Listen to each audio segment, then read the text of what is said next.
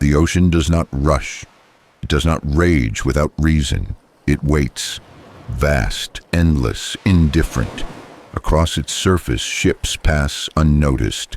Beneath it, silence stretches farther than sight. And once something disappears below the waves, the sea does not explain. In July of 1945, a war was nearing its end, and a ship, having completed its mission, sailed alone through open water. No escort, no warning, no one watching. Within minutes, the USS Indianapolis was gone. What followed was not an explosion, nor a battle, nor a single moment of violence.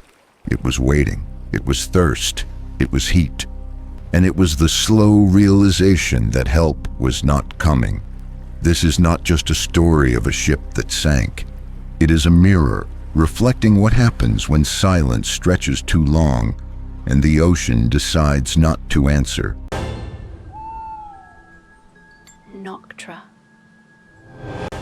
The USS Indianapolis was not an ordinary ship. She was fast, heavily armed, and trusted with secrets.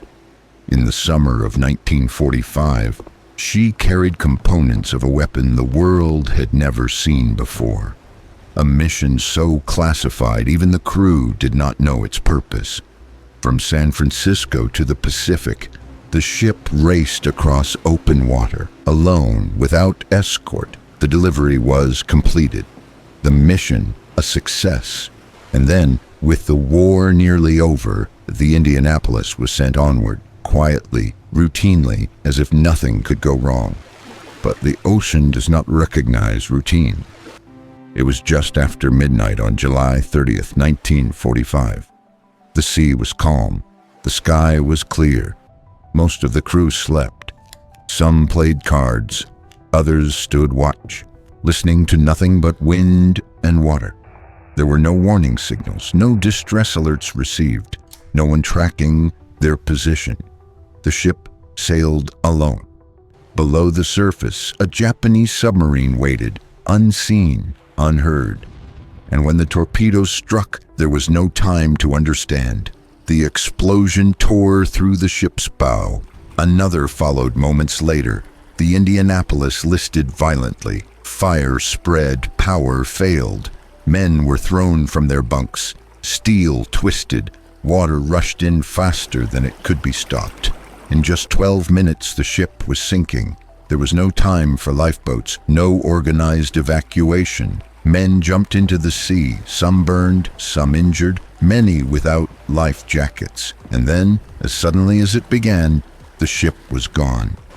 700 men were left floating in the open Pacific. The ocean closed over the wreck without ceremony. The first night passed in confusion. Men called out for shipmates. Some clung to debris, others drifted alone. Oil spread across the surface, burning eyes and skin. The wounded cried out, then grew quiet. Above them, the stars remained indifferent. No rescue lights appeared. No engines approached. By morning, the realization began to settle. No one knew they were missing. The days that followed were not dramatic, they were slow. The sun burned. Salt cracked lips. Thirst became unbearable. Men drank seawater and paid the price. Hallucinations came quietly. Ships that weren't there, voices that belonged to no one.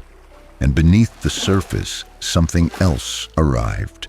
Sharks, they circled patiently, drawn by blood, by movement, by weakness. There were no screams that lasted long.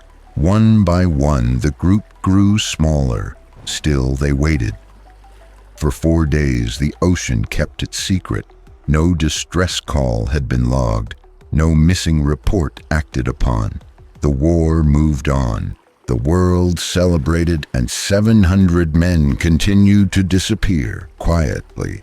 When a patrol plane finally spotted them, only 316 survived. Too weak to cheer, too exhausted to move. The ocean had already taken the rest.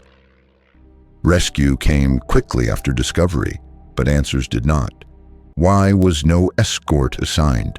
Why was no distress signal received? Why did no one notice the ship was missing? Blame was assigned. A captain was court-martialed. The ocean, of course, was never questioned. History would remember the battle, the sinking, the sharks. But the true horror was simpler. They waited, and no one came.